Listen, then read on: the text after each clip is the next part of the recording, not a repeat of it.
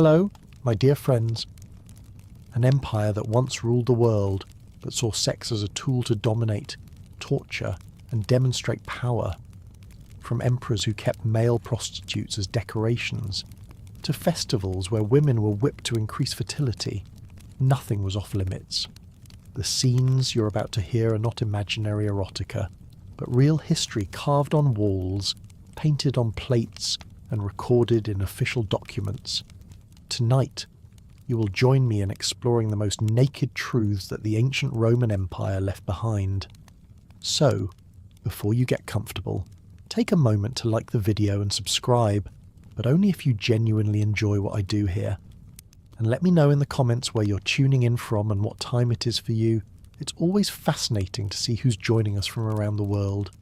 Now, dim the lights, maybe turn on a fan for that soothing background, and let's embark on this journey together tonight.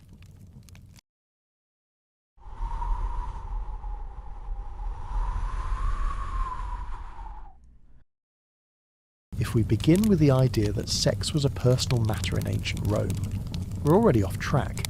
It wasn't private, it wasn't emotional, and it certainly wasn't equal.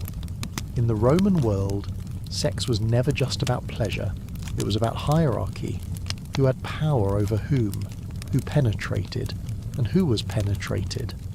That dynamic alone told you everything you needed to know about a man's status. Sex was a language, a code of dominance, and everyone was expected to speak it fluently. For Roman men, especially those born free and high-ranking, sexual authority was just another extension of political and social control. They could take what they wanted from those beneath them, and that included bodies. A master could sleep with his male slaves, his female slaves, or even boys from defeated enemy territories, without shame. The issue wasn't whether the act was violent or unwanted, it was whether the man retained the dominant position. That was the only part that mattered. In other words, the Roman definition of manhood rested on conquest, not consent. They didn't separate sex from power, they saw them as one and the same. A Roman senator could command legions and still feel insecure if someone accused him of enjoying the wrong role in bed. That fear wasn't irrational in their society. The only real disgrace was being seen as the one who submitted, even with a slave, even with someone powerless. If the roles were reversed, the shame stuck. What this meant was that sex wasn't something you enjoyed quietly. It was something you performed, and others watched. They listened. They gossiped. They judged. A man's worth could rise or fall depending on who he was seen with, or how he was rumoured to behave in private. And since sex was rarely private, the risk was constant. Your rivals might send someone to spy, or worse, invent stories that others would be eager to believe. Once your reputation had a crack, it didn't take long for the whole image to shatter. This is why Roman men obsessed over control, not just of others, but of themselves. Their posture, their expressions, even the way they spoke had to project certainty. Softness was dangerous. Hesitation could be mistaken for weakness, and weakness, in Rome, was unforgivable, especially when it came to sex. They didn't fear the act. They feared being seen as the one without power. Public displays of dominance weren't limited to politics or military triumphs. They extended into the home, the banquet, the bathhouse. A man surrounded himself with people he could command and bodies he could possess. The more he was seen asserting himself, the more others respected his masculinity. But it wasn't just about action. It was about perception. He didn't need to do anything in public. The assumption that he was the one in charge was enough to sustain his image. The tragedy is that so much of it was theatre. People acted out roles. They said what was expected. They kept quiet when they saw something that might challenge the dominant view. A man who preferred tenderness had to fake aggression. A man who felt uncomfortable had to laugh at crude jokes. And no one dared admit vulnerability. Because in Rome, to admit weakness in sex was to surrender your place in the hierarchy. And once you slipped, there was no climbing back. It went even deeper than that. These rules applied not only to who you slept with, but also how you related to your family. A father was expected to keep strict control over his household. That included the sexual behaviour of his wife, his daughters, and his slaves.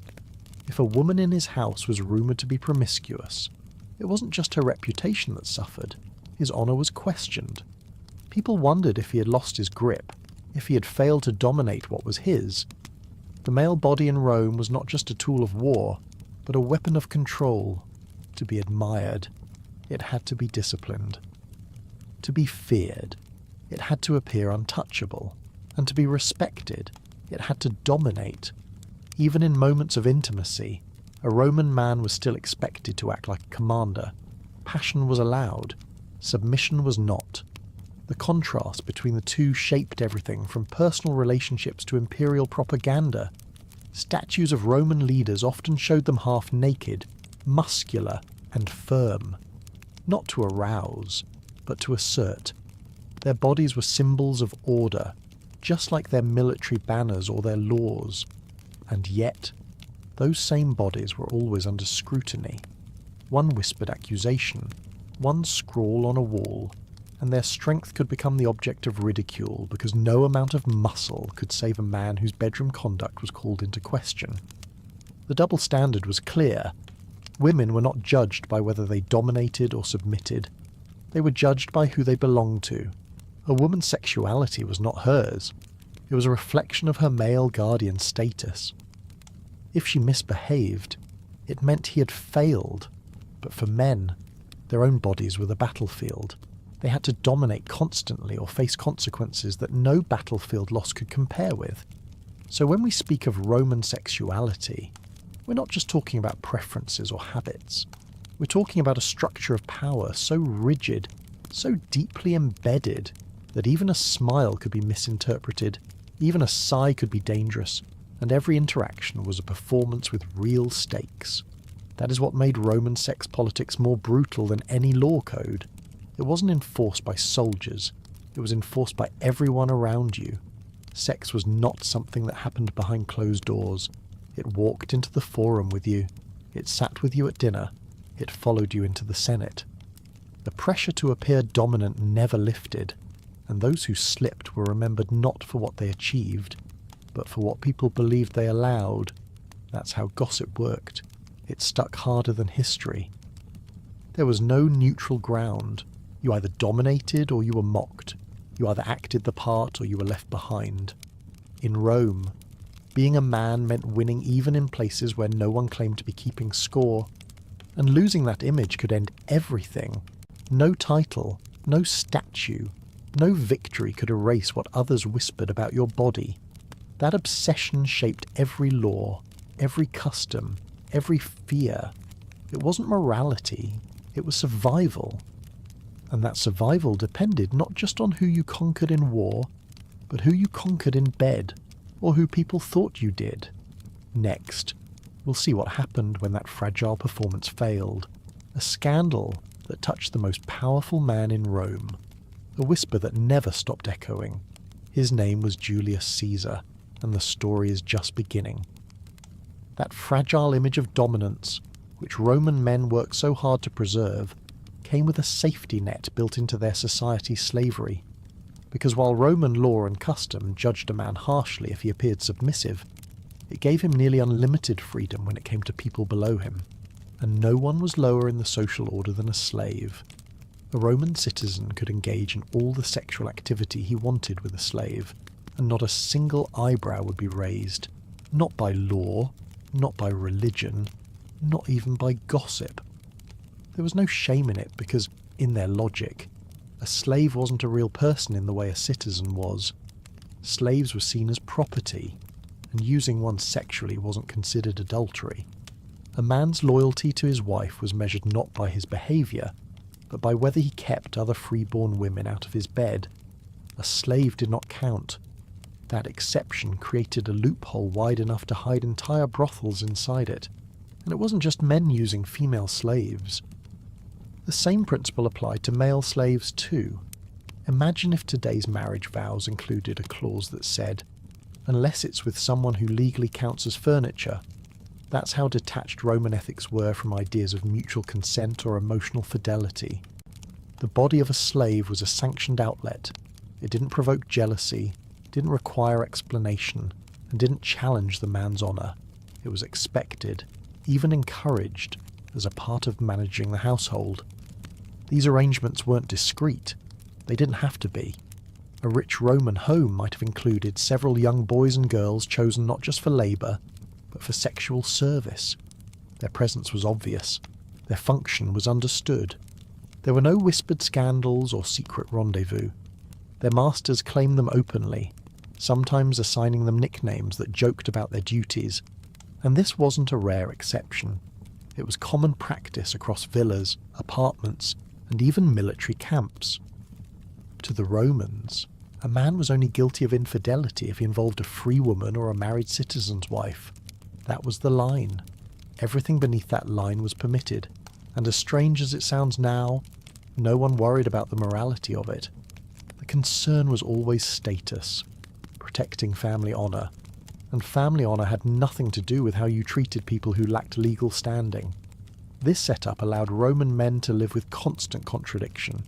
They could promote virtue in public speeches while exploiting half their household at home. They could campaign on the value of discipline while keeping a favourite slave boy in their private quarters. It wasn't hypocrisy by Roman standards. It was simply how things worked.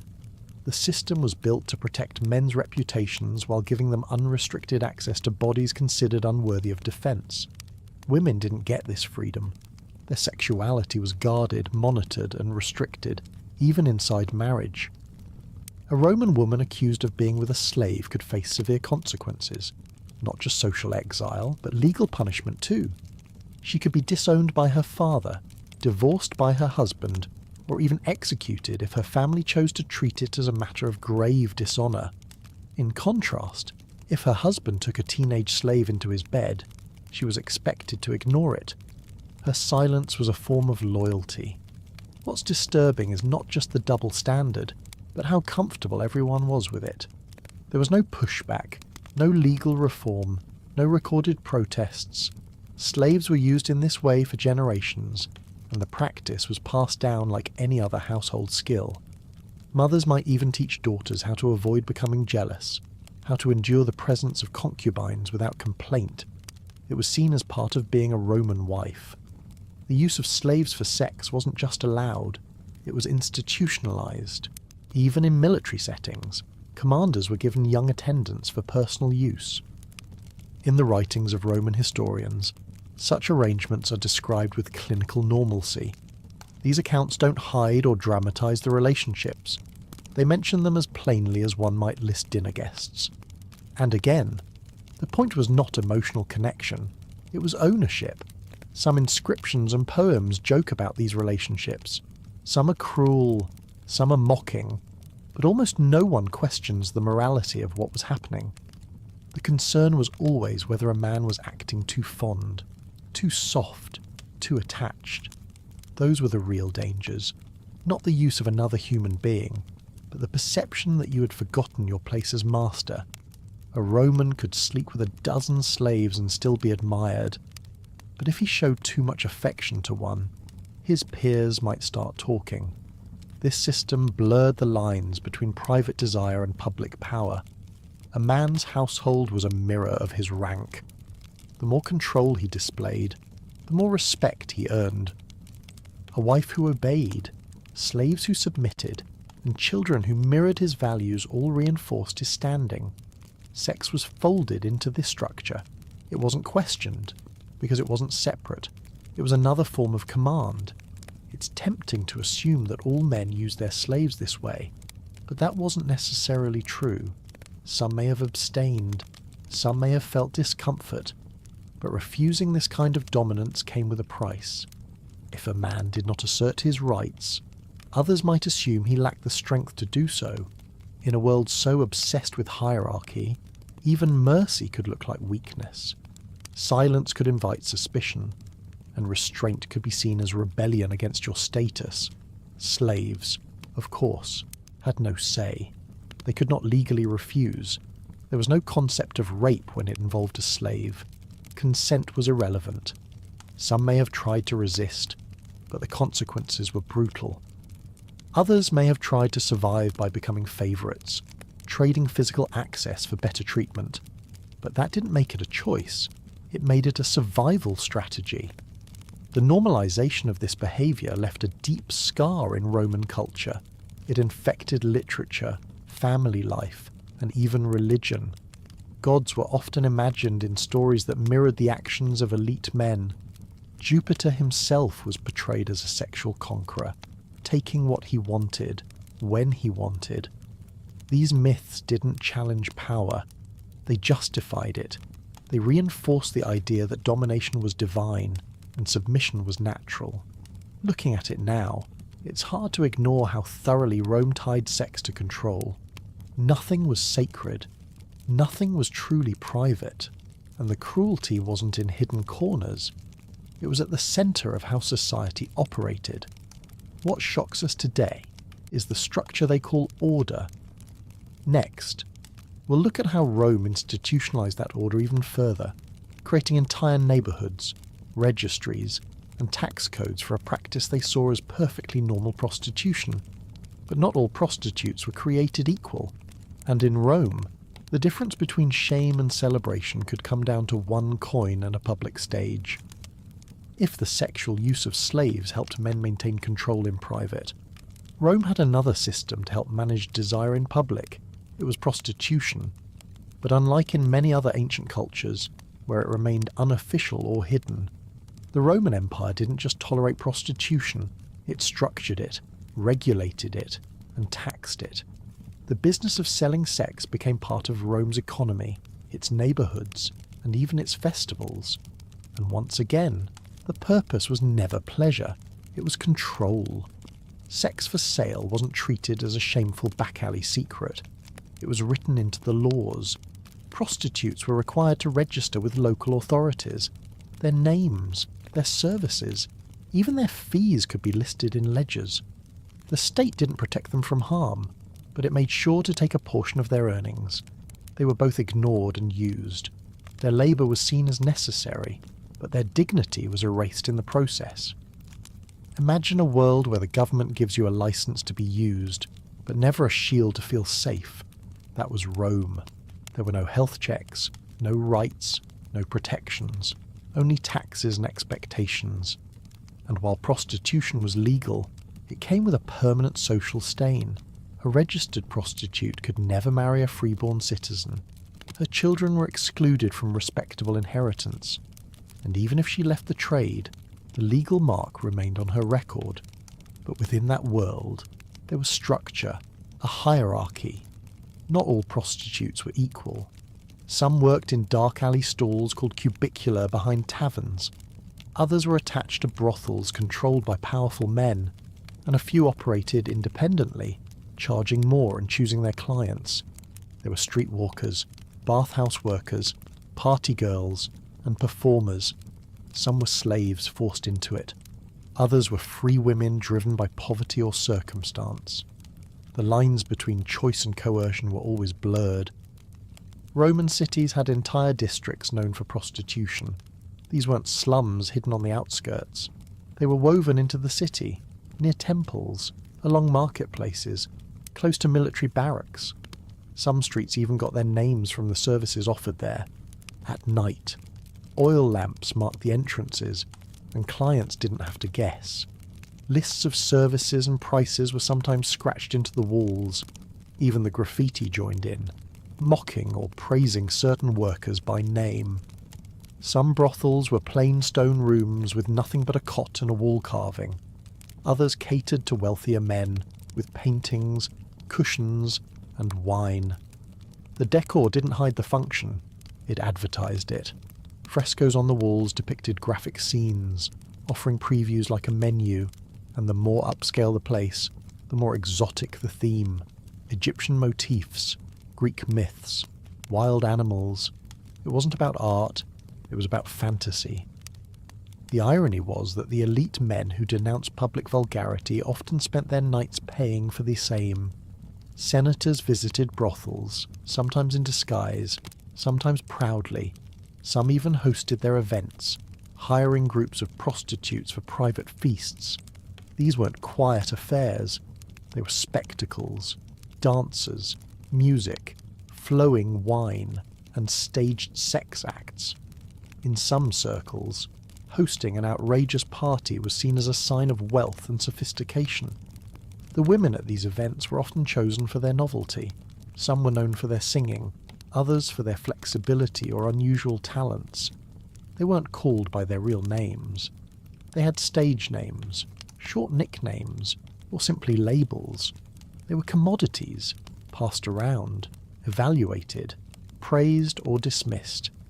And though they stood at the centre of attention, they held no real power. In literature, these women appear often, sometimes as temptresses, other times as punchlines. Poets wrote verses comparing their bodies to temples or storms, but never as people. They were metaphors, not individuals. The public could admire their beauty while scorning their profession. A man might boast of sleeping with a famous courtesan, but never marry her. Her status remained fixed, no matter her fame.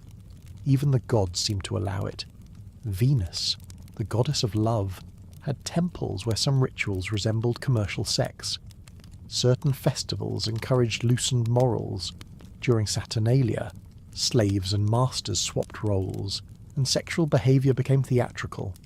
In those moments, prostitutes were no longer invisible. They were centre stage.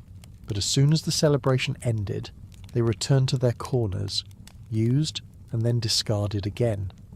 The legal codes reinforced their status. If a prostitute was assaulted, the penalties were lighter than if it happened to a citizen woman. If she became pregnant, her child was automatically excluded from citizenship unless the father was known and approved. And if she tried to leave the profession and marry up, the law blocked her. Once registered, always marked.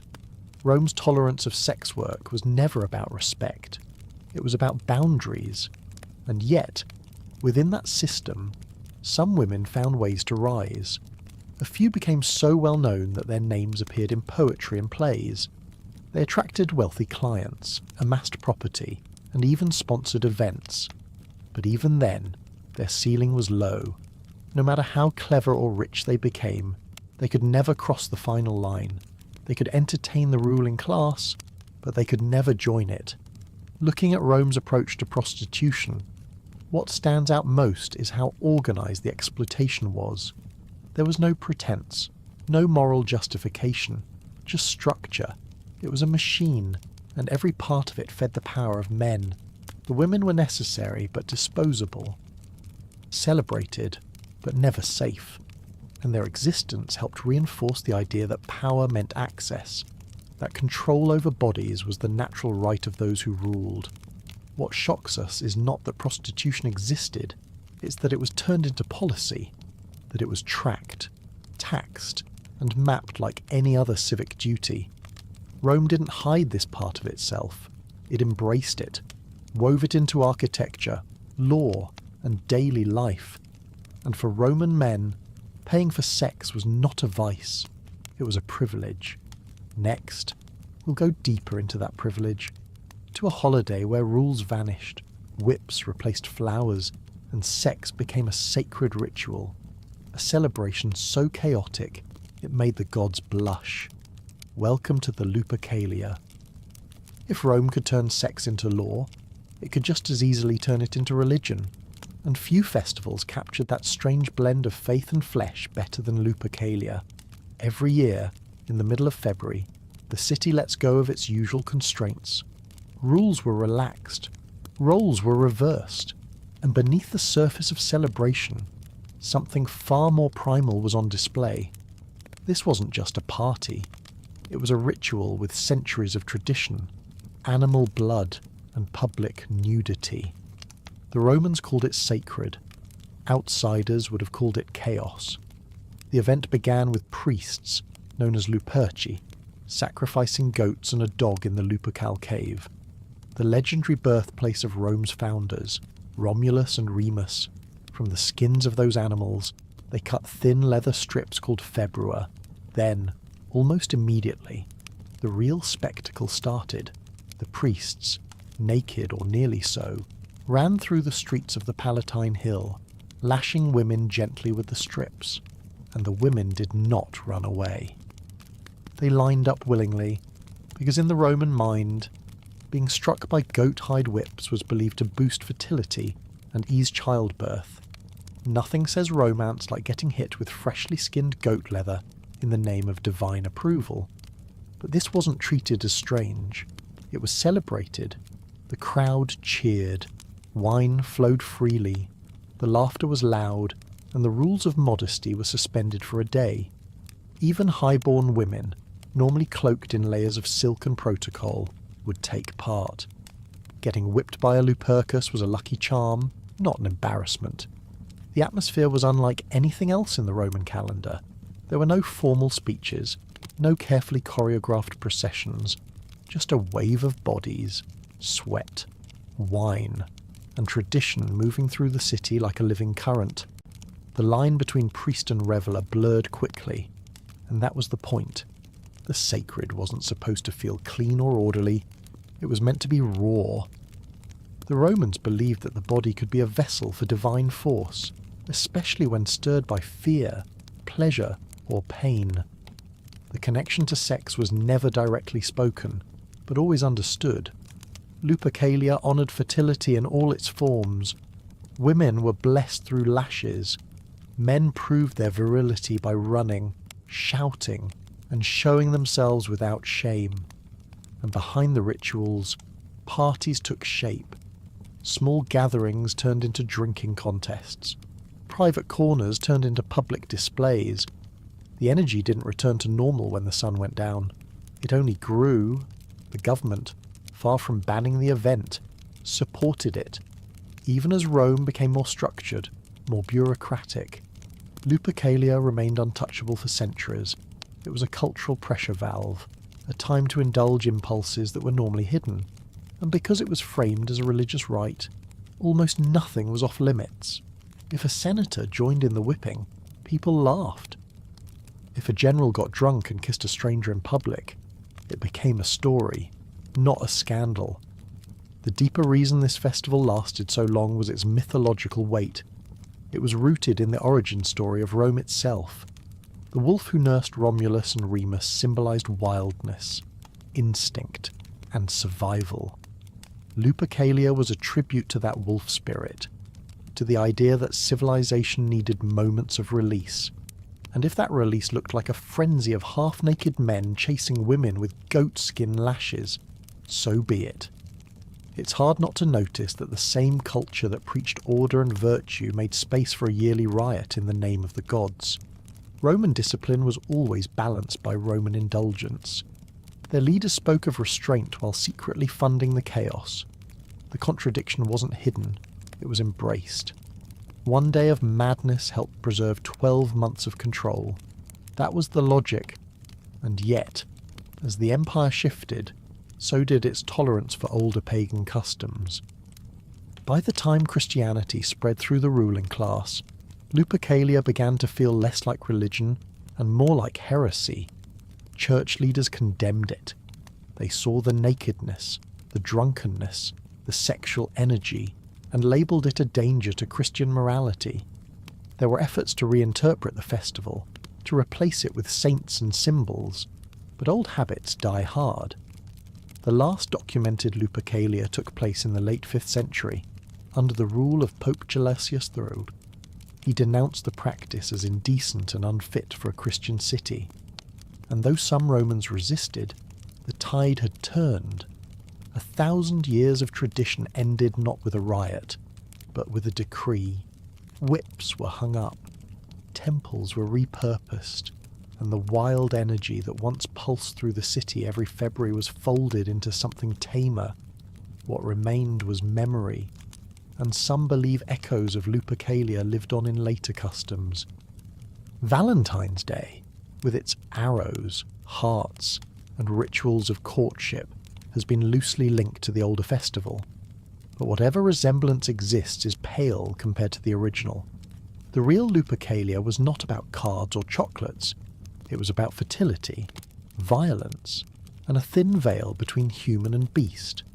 It also revealed something uncomfortable about Roman values, that even religion, The thing most societies used to restrain passion was used to unleash it here. The gods didn't demand piety. They demanded proof of strength, of virility, of courage to step outside normal roles. Lupercalia gave Roman men the stage to perform that proof, and women, willingly or not, played their part too. What makes it unsettling is how joyfully it was done. There was no fear, no guilt, only cheers and celebration. In the streets of the greatest empire, people proved their devotion not through silence and prayer, but through flesh and noise. They believed this pleased the divine. And maybe, for a while, it did. But as Rome changed, the festival's survival became impossible. A new god now ruled the empire, one who demanded humility over spectacle, modesty over excess, and in that world, Lupercalia no longer had a place. Next, we'll turn from public rituals to private chambers, where what started as a toast could end in a room full of bodies. Roman banquets were never just about food, they were feasts of power, pride, and pleasure. And the more elite the guest list, the more decadent the night became. Lupercalia may have disappeared from the calendar, but its spirit never fully left Roman culture.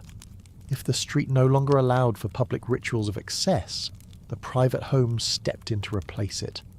And in no setting was that more visible than in the elite Roman banquet.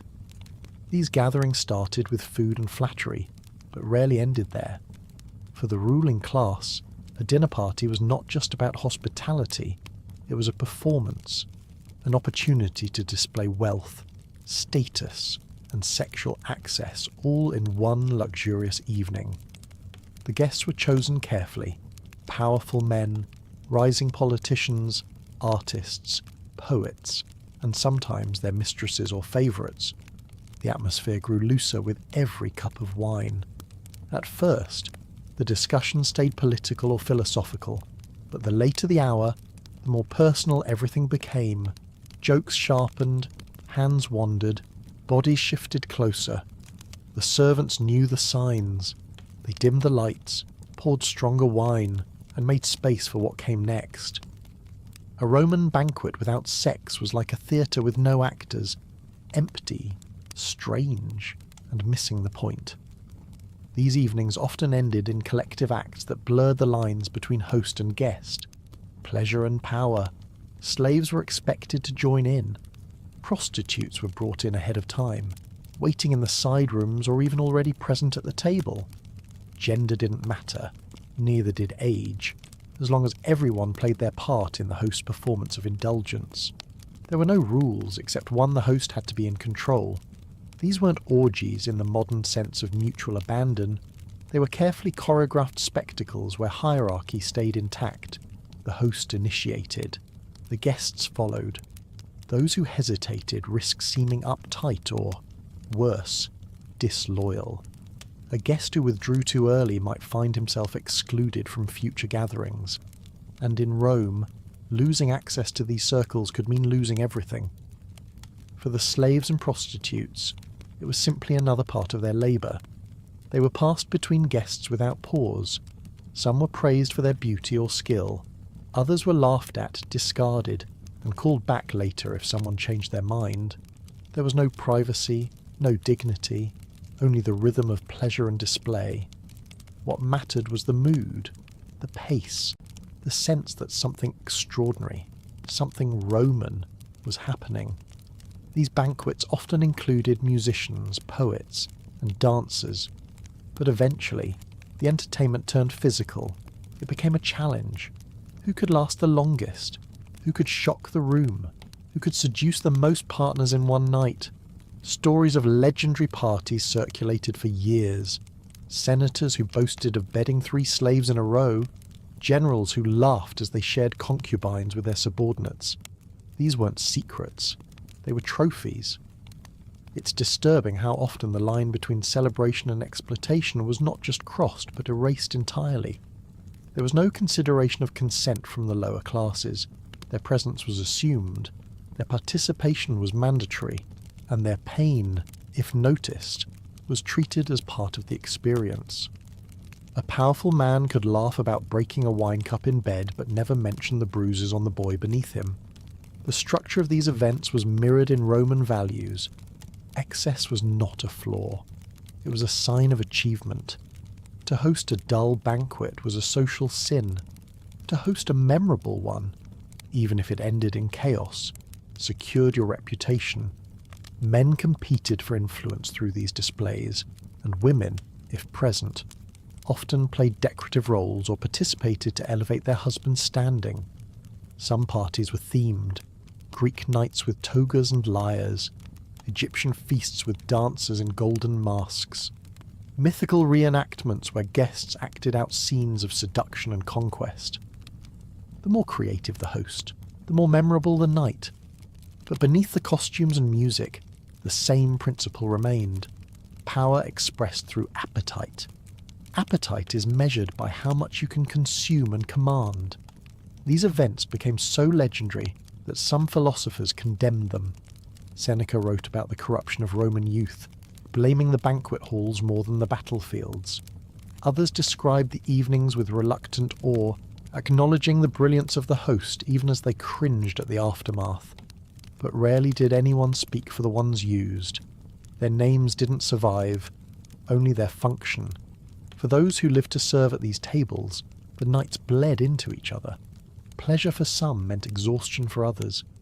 There are records of slaves collapsing from overwork, of women crying silently in corners while laughter roared around them. But no law stopped it. No authority stepped in. It was, after all, private property. And in Rome, a man's home was his empire. What fascinates now is how normalised it was. These weren't secret gatherings in shadowy villas. They were part of elite social life. Children born from these evenings were sometimes raised openly. Others were discarded or sent away. But the banquets continued, year after year, generation after generation, as if the empire itself depended on proving that no desire was too great and no limit too sacred. It's hard not to feel that Roman pride was built as much on cruelty as it was on conquest. They conquered lands and people, but also bodies and silence, and they celebrated that conquest not just with statues and victories, but with long nights where nothing was off limits and no one was safe. Next, we leave the banquet hall and enter the walls of their homes and bathhouses, where even the architecture tells a story. Because in Rome, sex wasn't hidden in bedrooms. It was carved into the walls, painted beside the bed, and worshipped in temples. Welcome to the art of domination. If Roman banquets were places to act out sexual power, Roman walls were places to display it. You didn't need to attend a feast to know what Rome valued. You only had to look around. The erotic wasn't hidden in secret corners. It was carved into columns, painted across bedrooms, and scratched onto public walls. The city was a gallery of desire. But more than that, it was a gallery of control, dominance, and everything that lay beneath the surface of a Roman discipline. Walk through the ruins of Pompeii and Herculaneum, and the first thing you'll notice is how unshy the art is. Bedrooms with paintings of couples in every position. Hallways with frescoes of group sex. Even bakeries and taverns featured carvings of large erect penises surrounded by symbols of luck. These weren't jokes. They were reminders. Power was measured not only in money or weapons, but also in virility. The male body, always erect, always victorious, was everywhere. In Rome, even the kitchen wall might cheer you on with a giant stone phallus and a wink. Public toilets had erotic graffiti, bathhouses had ceiling frescoes showing scenes of sexual conquest, and homes, no matter how elegant, often included art that would make today's museums hesitate. It was not considered scandalous, it was considered Roman. The phallus was especially sacred. Called the fascinum, it wasn't just decoration, it was protection. Romans believed that images of the penis could ward off evil. They placed them above doorways, in children's rooms, even around their necks as charms. Some were small and discreet, others were bold, with wings or eyes or even legs. The message was clear. Sexual power wasn't shameful, it was magical, holy, even. But the imagery wasn't just limited to heterosexual scenes. Roman art included same-sex couples, both male and female, often portrayed in acts that reinforced the idea of hierarchy. The dominant partner was idealized, the passive one often stylized as lower in status. Group sex was also common in wall art, especially in brothels, where the images acted as both menu and instruction. What today would be considered pornography was, for them, a kind of cultural wallpaper. Some of the most detailed erotic art has been found in the suburban villas of the wealthy. These weren't public taverns, they were private retreats, and still, the walls were filled with scenes that mixed mythology and sex. Zeus seducing mortals, satyrs chasing nymphs, gods transforming into animals to fulfill their desires. These stories were known by everyone. They justified human behavior by pointing to the divine. If Jupiter could cheat, so could you. Children were not shielded from these images. They grew up surrounded by them. It wasn't unusual for a boy to learn the alphabet by reading graffiti on a wall that also described someone's latest bedroom conquest. There were no censorship laws, no separation between art and anatomy, and while the elite might pretend to be cultured in their interpretations, the purpose of the images was often as physical as the acts they showed. What's incredible is how much of it survived. Even after volcanic ash buried entire cities, the walls kept speaking. Excavations in the 18th and 19th centuries uncovered hundreds of erotic frescoes, many of which were quickly hidden away. Museums called them obscene and locked them in restricted archives. Scholars debated whether Rome had been depraved, but to the Romans themselves, this art was just part of the furniture. They didn't use curtains to hide their pleasures. They used statues to honour them. Penises carved into milestones, into household shrines, even into the handles of oil lamps. One popular motif showed Mercury, the god of commerce, alongside a phallus, as if reminding merchants that success required more than gold. Another common figure was Priapus, a rustic god always depicted with an impossibly large erection, guarding gardens like a fertility scarecrow. The temples were no different. In places where people came to worship, images of sex were painted on the ceiling. Some shrines offered figurines or clay tablets showing lovers in explicit positions, asking the gods for passion, fertility, or domination. Even in death, the imagery remained. Tombs carried inscriptions with sexual puns or references to former conquests. A man might be remembered not for kindness, but for stamina. This culture of visual sexuality wasn't without critics. Philosophers like Cicero and Seneca occasionally questioned the morality of public eroticism, but their voices were outnumbered. Most Romans, even those in high office, saw no contradiction between power and pleasure. A general might kneel at a temple one day and host an erotic poetry contest the next. It was all part of a balanced life. The deeper message of these images was not about lust, it was about hierarchy. The art reinforced who should be in charge, who should submit, who deserved pleasure, and who was meant to provide it. Even when the scene was playful or mythical, the roles were clear. Roman sexuality, even in paint, was a mirror of Roman society. What makes it unsettling is how normal it all was. No one flinched, no one whispered. They laughed, pointed, and sometimes added their own drawings beside the originals.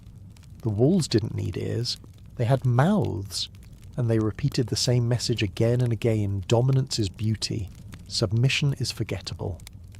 Next, we'll go deeper into that message, not through paint or stone, but through the tools Romans left behind. Because if the walls could talk, the objects in their drawers could whisper something even stranger. From carved dildos to scented oils, from bronze mirrors to locked belts, the Roman appetite for control extended even to the instruments they used in bed. Let's open the drawer. The walls of Roman homes made their pleasures visible, but the drawers, the boxes, the private corners of those same homes told an even more intimate story. While paintings showed what Romans believed about sex, The objects they used showed how they practiced it. Their appetite was not limited to partners, it extended to tools, devices crafted from wood, leather, and metal, some ordinary in form, others strange, all of them designed to stimulate, to dominate, or to entertain. These weren't accidents of history. They were built with purpose, and in Rome, that purpose was never questioned. Dildos, for example, have been unearthed in villas and bathhouses, stored carefully like any other household item. Some were carved from wood, others shaped in bronze. A few were covered in leather. Their size and shape varied, but the intention behind them was clear. They weren't religious, they weren't artistic, they were meant for use, and they weren't hidden. Their presence didn't cause a scandal. Instead, they reflected a world where sexual curiosity had physical outlets. It's one thing to imagine Roman indulgence, another to find the instruments still waiting where they were last left. These weren't symbolic relics. They had worn. They had design details meant to make them more effective. Some even included rings for grip or attachments to be worn. Their existence suggests not just openness, but experimentation. Pleasure wasn't passive, it was engineered. Lubricants were common too. Romans had no shortage of ingredients. Olive oil was the most widely used, found in nearly every household and in nearly every kind of intimacy. But for more refined experiences, they turned to honey, animal fat, and scented ointments. Recipes were passed down in herbal manuals. Some included ingredients meant to arouse, to numb, or to perfume. These weren't secret recipes. They were shared like any beauty routine or health tip. These substances weren't limited to bedroom use. In brothels, attendants applied oil before and after encounters, often warming it beforehand. The scent became part of the experience, sweet or musky, depending on the mixture. In wealthier homes, slaves kept small jars ready near beds or in bathing areas. They were as essential as wine, as familiar as incense, and once again, their presence didn't cause discomfort. They were as Roman as sandals, but the tools went beyond handheld objects. The Romans built furniture with sex in mind. Some chairs were designed to support unusual positions, others had hand grips or adjustable angles. Beds in brothels were often set into stone, the mattress added on top. Some included shallow basins underneath, which are easy to clean. Even household couches, where guests might recline during a feast, could be repurposed when the night turned physical. The lines between rest and indulgence blurred easily. Imagine IKEA releasing a line called Domus Erotica and no one batting an eye. That's what Rome was. Furniture that served pleasure wasn't taboo. It was practical. If a man could afford a better chariot or a better sword, why not a better bed for his tastes? The logic was consistent. Comfort and conquest were always close. There's evidence of harnesses too, leather straps, bronze buckles, sometimes attached to walls or bedposts. Scholars debate their exact use, but the most likely explanation involves restraint, not as punishment, but as stimulation. For Romans, control over the body was a mark of authority. Being able to bind another, physically or socially, was part of their identity. The same hands that signed decrees might tie a knot just as carefully. Some temples even featured statues holding or standing beside these kinds of objects. Priapus, the rustic fertility god, was often shown with exaggerated anatomy, leaning against a post or balancing a scale. In some regions, small wooden dildos were offered as votive gifts. A prayer for fertility, pleasure, or the healing of sexual dysfunction. Religion didn't hide these things, it absorbed them. Even travelling Romans brought their tools. Portable kits, found in military camps and merchant homes, included miniature oils, small phallic charms, and sometimes collapsible accessories, just like grooming sets or coin purses. These items reflected daily life. The boundary between utility and intimacy was thin. To us, they seemed like artifacts. To them, they were conveniences. The presence of these tools across all classes tells us that this wasn't just elite behaviour. Market stalls sold cheaper versions. Some were made from clay or bone, easier to produce but less durable. There are graffiti references to customers buying used items, or artisans advertising their latest designs. Even the blacksmith could double as a craftsman of pleasure, shaping both blades and bedroom objects without changing the furnace. What's notable is how little judgment appears in the historical record. Satirists joked about size or performance, but rarely about the use of tools themselves. The critique, when it came, was directed at overuse or vanity. A man who depended too much on aids might be mocked for softness, but the tools weren't questioned.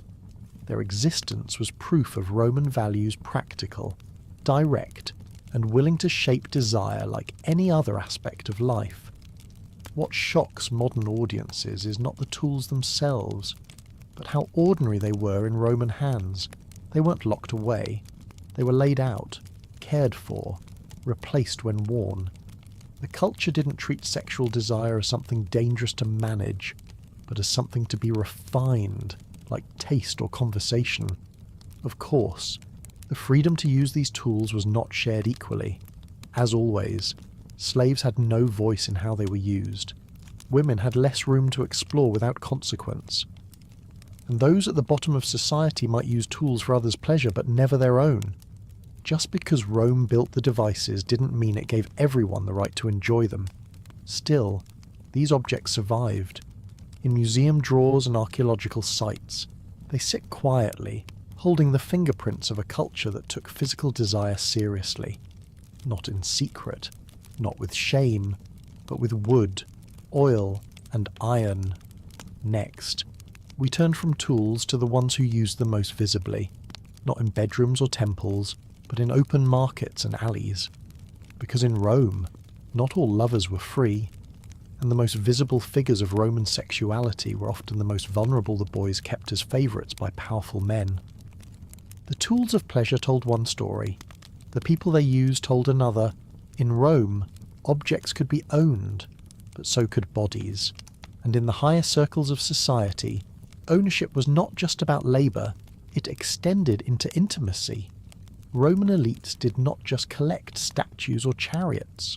Some of them collected boys, carefully selected, closely watched, and completely controlled.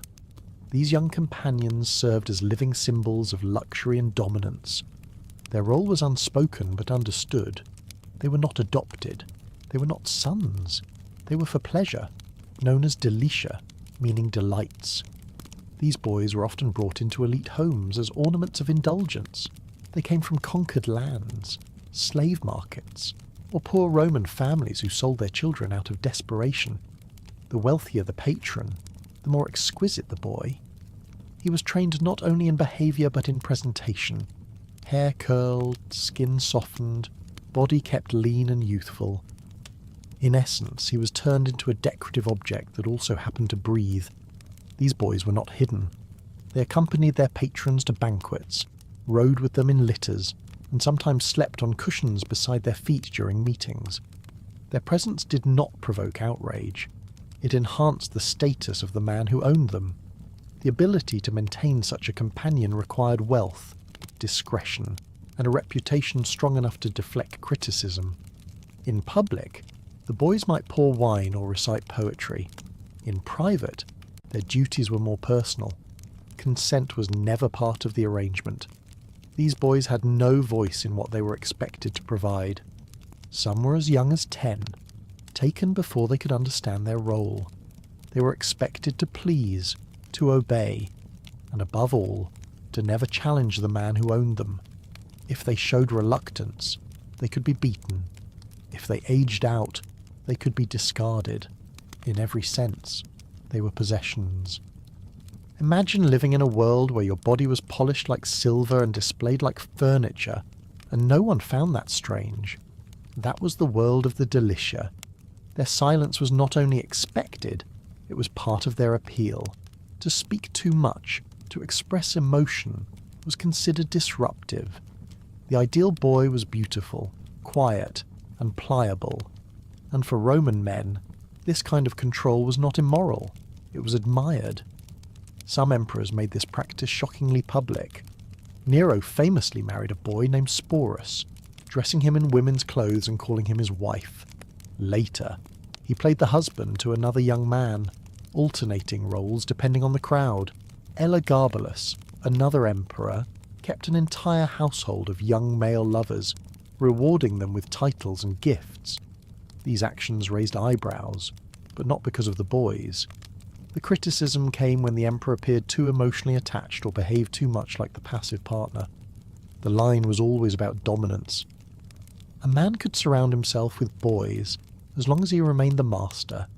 Any sign that he was too tender, too soft, or too invested made him vulnerable to mockery. Roman poets like Martial and Juvenal used this tension in their verses, mocking senators who cried over their favourites or spent more on perfume for a boy than on their household. But the ownership itself was never mocked. That part was normal. These relationships were often long-term but rarely stable. A favourite might rise in influence, receiving better clothes, better food, and even property. But the position was precarious. One mistake, one shift in mood, and the boy could be replaced. He might be sold, sent away, or even punished publicly to demonstrate the master's detachment. There was no protection, no promise, only the illusion of intimacy. The boys, in turn, learned to adapt. Some became expert manipulators, using their beauty to gain favours. Others retreated inward, surviving by obedience and silence. And a few, tragically, ended their lives before being discarded. The system was not built to care for them. It was built to showcase the power of those who could afford them.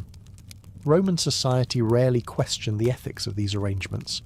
Philosophers debated virtue, but few condemned the practice outright. It was simply one of many ways that wealth expressed itself. A man might show off his garden, his library, his exotic birds, and his favourite boy in the same evening. Guests were expected to admire the selection, not challenge its morality. What makes it even darker is how ordinary it became. These boys appeared in love poems, plays, and gossip. Their names were known, but not remembered. Their youth was praised, but their futures were ignored. When they disappeared, no one asked why. Someone younger always took their place. The physical objects from earlier, dildos, restraints, and oils, were often used on these boys, not with them. The tools of Roman pleasure were rarely shared. They were applied to the bodies that could not say no, and that is what made it Roman. The absence of mutuality, the presence of control, the celebration of power without consequence. Some later Christian writers would condemn the practice, but by then it had already left its mark on the empire. The art, the poetry, the laws, they all reflect a culture that measured men by how many things they could possess, including people. And in that list, the delicia were just one more item, polished and placed like any other treasure. Next, we follow the logic of this control one step further. When the boundary of age disappeared, what else could, in the streets of Rome? Children did not just witness adult behaviour, they were pulled into it, sold, swapped, and used without shame. Because for Rome, power did not stop at the bedroom, it reached into the cradle. If Roman men could parade their boy companions in front of dinner guests without consequence, then it was no stretch for the empire to look past the boundaries of age entirely. The idea of a child being too young was not part of the Roman vocabulary. What mattered was whether they were useful, if they were quiet, obedient, and owned by someone else. Age became irrelevant. The younger the child, the less likely they are to resist, and in a world obsessed with dominance, that alone made them valuable. In Roman households, enslaved children were treated as tools, and the law did not require owners to consider their well-being. A child could be taken into the home to clean or serve, and just as easily expected to provide more intimate services. There were no age restrictions, no oversight, no protections. If the child were a slave, they could not refuse. If they were free but poor, their safety depended entirely on the generosity of those around them. It was a structure built for silence. In Rome, childhood was not a protected stage of life. It was just another rung on the ladder of control. A child could be bought, gifted, or inherited, and that transaction often included expectations that went far beyond labour. Masters who favoured young attendants were not shamed. They were admired for their taste. Their status made their choices untouchable, and the children themselves had no voice in the matter. Some of these children became known by name, usually in passing comments by poets or guests. A boy who poured wine with the right posture, or who sang in a soft enough voice, might be remembered briefly, but most faded into obscurity. Their presence was expected, their obedience assumed, and their aging punished with dismissal. Many were replaced before they had even grown into adolescence. Those who stayed longer often did so because they pleased their masters in ways that extended beyond service. Girls were rarely treated any better. Young girls born into slavery could be placed in brothels before their bodies were fully formed. Customers paid more for those described as untouched, and Roman brothel records reflect a grim fascination with youth. Some girls were given training in basic etiquette to serve wealthier clients. Others were kept in rougher establishments where their first encounters were brutal and fast. The law did not intervene. It simply taxed the establishment and kept a list of its earnings. In more elite homes, a girl might be kept as a concubine from childhood. She would live under the same roof as the wife, but serve a different role. If she became pregnant, the child would belong to the master, and the girl would be praised for her fertility. If she resisted or aged, she would be sold or assigned elsewhere. No one asked how she felt. That question didn't exist in the Roman structure. Usefulness was everything. Religious practices did not always offer shelter either. In some regions, fertility rites included young participants, especially girls chosen to symbolize purity or rebirth. These children were often expected to take part in symbolic marriages or intimate rituals, watched by the community and approved by tradition. Whether those rituals were spiritual or physical, the child's consent was never a consideration. The rite was older than the law, and in the Roman world, tradition carried weight. Writers from the time did not disguise these things. Some described the beauty of youthful limbs or the innocence of a trembling voice. Erotic poems made jokes about how young was too young.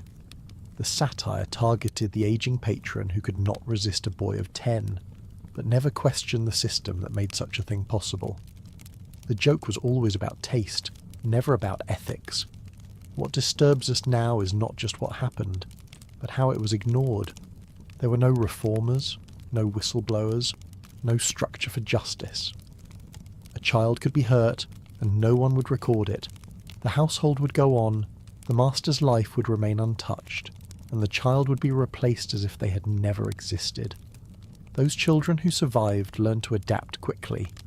They smiled when expected. They stayed close but not too close. They understood silence as survival. Some gained small rewards like softer clothing or better food. Others were allowed to sleep indoors, but even those comforts were conditional. The power dynamic never changed. One wrong move, one sign of aging, and they were gone. A few philosophers hinted at discomfort. They wrote about moderation, about the importance of self-control.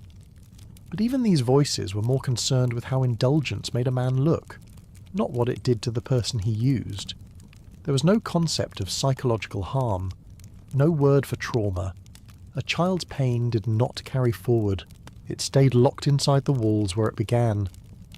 Bathhouses were another space where children were exposed to risk. Young attendants scrubbed floors, carried towels, and sometimes received the wrong kind of attention. In the steam and laughter, age blurred. If a patron asked for more, the child could not refuse. The other patrons would look away, the owner would not interfere. In public spaces, the same rules applied. Power decided what was allowed, not principle. The silence in the historical record is not a sign that nothing happened. It is a sign that no one thought it mattered. These children were too small to write letters, too poor to commission statues, and too replaceable to be mourned. Their suffering was not erased. It was never written in the first place. Rome prided itself on order, discipline, and structure. It built aqueducts, roads, and forums that still stand. But under those stones were bodies that never had a say. Their names lost, their lives decided for them, their worth measured by how much they could endure without complaint. Next, we walk into the bathhouse itself, a place where the body was on full display, where privacy vanished in the steam, and where dominance played out as casually as conversation. In that heat, every touch had meaning, and the walls watched everything. After passing through the heavy silence of childhood exploitation, the Roman obsession with the body did not disappear. It simply stepped into the light. In the bustling bathhouses of Rome, nakedness was not hidden. It was expected. The bathhouse was the one place where class lines softened and fabrics vanished. Senators, merchants, slaves, and visitors could all enter the same steam-filled space, disrobe without shame, and submerge their bodies into water warmed by fires beneath the floor. In theory, these baths were places of cleansing. They had cold rooms, hot rooms, massage areas, and attendants offering oils and towels. But in practice, they became places of exposure. Not only physical exposure, but also social and sexual exposure. Once the tunic dropped, power dynamics changed. People watched one another. They noted scars, build, and grooming habits. Nudity was not neutral. It carried messages, especially in a society that read everything as a sign of status or submission. It was like attending a networking event where everyone was naked and pretending it was about health. Gossip moved through the steam faster than sound. Men compared themselves, not just in wealth or muscle, but in size and boldness. Some used the space to flaunt their youth, others their confidence. A few used it to seek company. The line between social gathering and sexual opportunity blurred in the condensation on the walls. Women were not excluded from this practice entirely. While some baths were single-gender by schedule, others allowed overlap, especially in provincial towns or during festivals. Roman literature and graffiti often suggest that mixed bathing was more common than elite writers like to admit. For many women, it was a chance to assert confidence or flirtation. For others, it was a requirement of work, especially if they were masseuses, entertainers, or slaves assisting guests. To be a woman in a Roman bathhouse meant being observed. There was no such thing as privacy. Some women embraced the gaze, using jewellery or strategic oils to draw attention. Others simply endured it, understanding that refusing to bathe in public could raise suspicion. In Rome, too much modesty looked unnatural. A woman who hid her body was thought to be sick, ashamed, or rebellious, and rebellion was rarely forgiven. Not surprisingly, acts beyond bathing occurred. There are accounts and caricatures of couples slipping away into corners, of suggestive games in the steam, of hands wandering beneath the water's surface. Some establishments became known for tolerating these behaviours. Others pretended not to notice. A man might enter for a soak and end up with more. A woman might accompany a patron and be expected to comply. No one kept records. No one asked questions. Bathhouses were the Roman version of a nightclub, a spa, and a gossip column rolled into one. They were places where reputations could be made or unmade. A chance meeting with a senator could lead to promotion. A casual comment could become tomorrow's scandal. Men discussed business while rubbing oil on one another's backs. Women watched from behind thin veils or towels, trying to maintain dignity in a space that encouraged curiosity. There was even a hierarchy among bathhouse staff. The oil boys, the towel carriers, the musicians, the prostitutes who lingered at the entrances, all played their roles. Some bathhouses had separate rooms for more private transactions. Others simply used the shadows between the columns. The boundaries were flexible. What mattered was who you were and how much you paid. That, more than morality, dictated what was acceptable. Public murals and statues inside these bathhouses reflected the same boldness. Erotic scenes painted above the pools, phallic symbols carved into benches, images of gods and mortals intertwined in suggestive positions. It was not pornography as we know it. It was a cultural expression of dominance, fertility, and beauty. Children saw it. Elders laughed at it. Visitors from outside Rome sometimes reacted with discomfort. But Romans themselves seemed immune to embarrassment. The empire's ability to normalize public nakedness was not without limits. Some conservative voices tried to speak against it. A few senators warned that mixed bathing weakened Roman values. Certain emperors